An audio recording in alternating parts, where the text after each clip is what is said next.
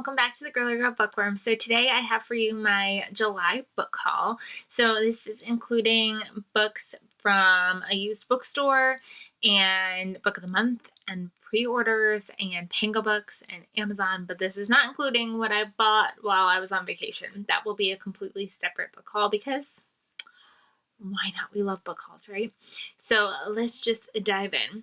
So the very first things that I bought this month, besides my book of the month books, were books from this local bookstore. It's called The Next Chapter. We happened to be having a meeting nearby the store, and I was like, you know what? I've been wanting to check it out. Let's go check it out. So this is a store that is run by the local high school. It's basically used for students who are still in high school when they're like 20, 21, and they're trying to get them some life experience and some work experience. And so they help them basically run this used bookstore. They have a couple new books, but mostly it's all used.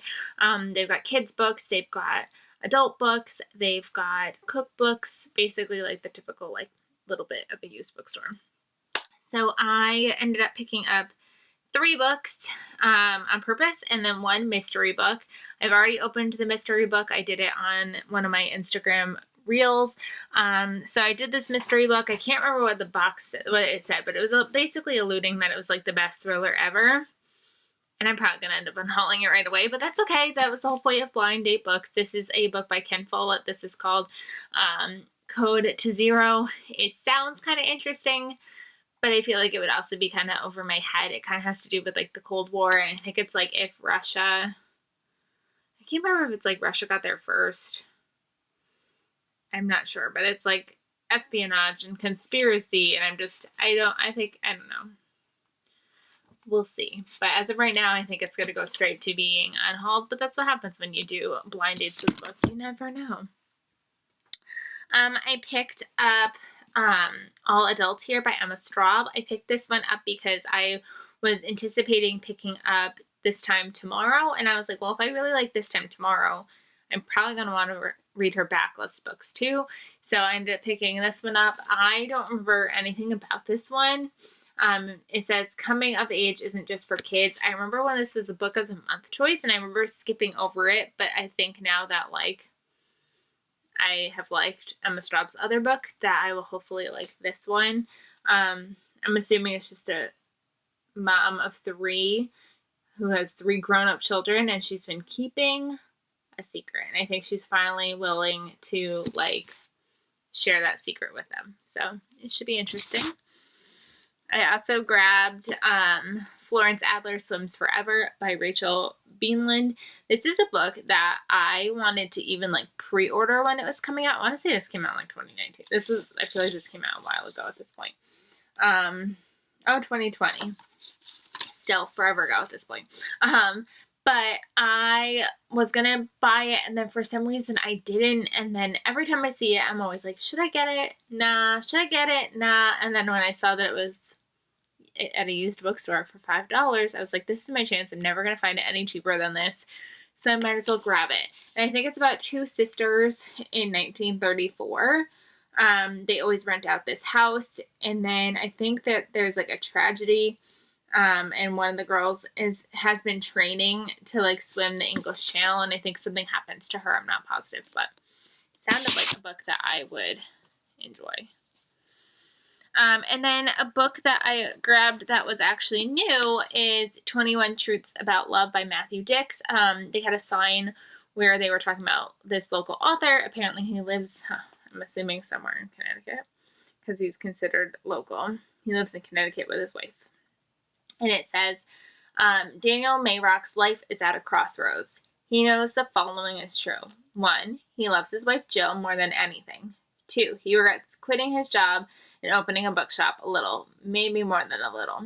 3, Jill wants to start a family.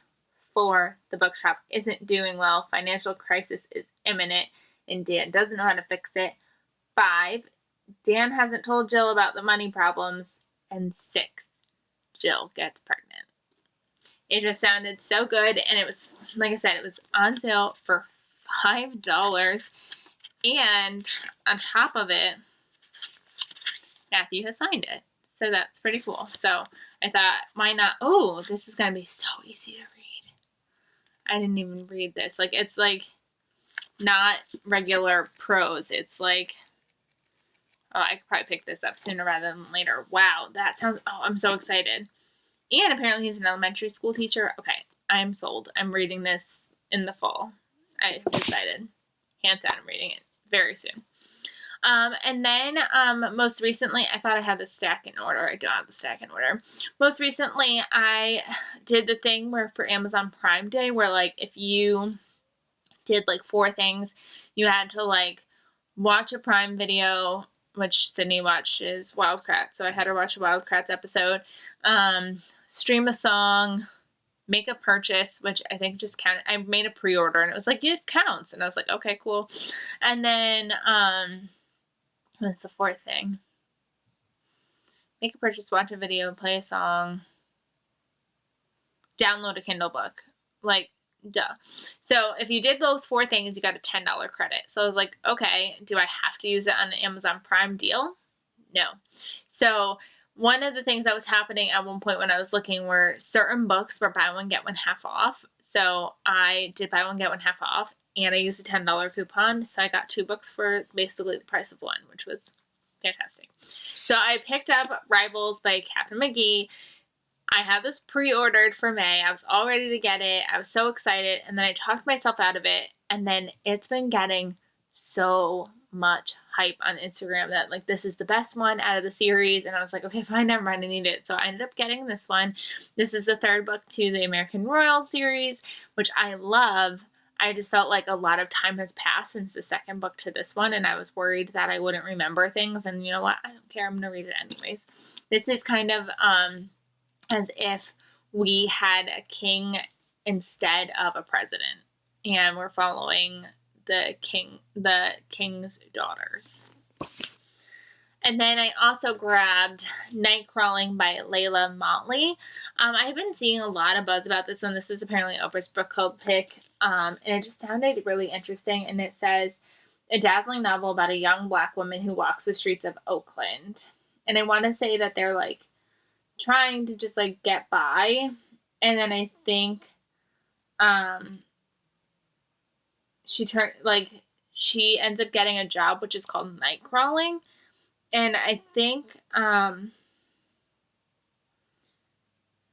she ends up becoming like a key witness for a trial because of her job of night crawling, I believe. I'm not 100% positive. Like I said, I just had been seeing a lot of buzz and seeing a lot of hype, and I wanted to try it.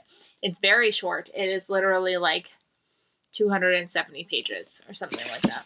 So, sounds really good. Then I did a little bit of shopping on Pango Books. When I sell books on Pango, once you get paid, you can either keep your money in your account and use it towards other book purchases, or you can like put it into your bank account, which I typically do. But for some reason, the past month, I decided to spend my money there instead. So I ended up grabbing With Love from London by Sarah Iho. I still haven't learned how to pronounce her name. This is one of my favorite books of the year so far. I gave this one 5 stars and I sobbed, and I feel like I'd love to possibly reread this one day. I don't reread books, but you never know. I might want to one day. And like I said, it was a 5-star read, and so I just had to have it, and somebody was selling it for like $5. So I took advantage and I grabbed it. And then Mama Llewellyn from Mama Llewellyn's Book Nook over on Instagram. She had a YouTube channel for a brief bit, but I think she is now back to primarily focusing on Instagram. She primarily reads historical fiction, which I love. And she had made a post that was like, run for this book, you need it. And I was like, sure I do. Why not? And I looked it up and I found it on Pango Books for pretty cheap, so I grabbed it, and it was A Woman of Endurance by Dalma Llanos Figueroa. The thing that I loved about this is it's also, I love historical fiction that does not necessarily take place during World War II, and I love when it takes place in different places besides like London or England. And this one is about an enslaved African woman on a sugarcane plantation in 19th century Puerto Rico. And I think she tries to escape and she awakes on a new plantation, and it sounds intense, and it sounds like right up my alley. It sounds like a More Perfect Union or Yellow Wife. So I was like, I need this. So I grabbed this one immediately. And then I also got One of Us is Dead by Geneva Rose. I've already read this one already. I read this one through Netgalley. It's not my favorite Geneva Rose. I think I even gave this potentially 3 stars, but I read it, like I said, I read this for Netgalley, and I keep getting this feeling like I need to read this again. I don't know why. It's just giving me vibes of like, I need to read this again. I think I might have just been in the wrong headspace when I read it the first time, and I need to try again. I own all of Geneva Rose's other books, so it made sense for me just to grab this again. So I ended up picking this one up as well.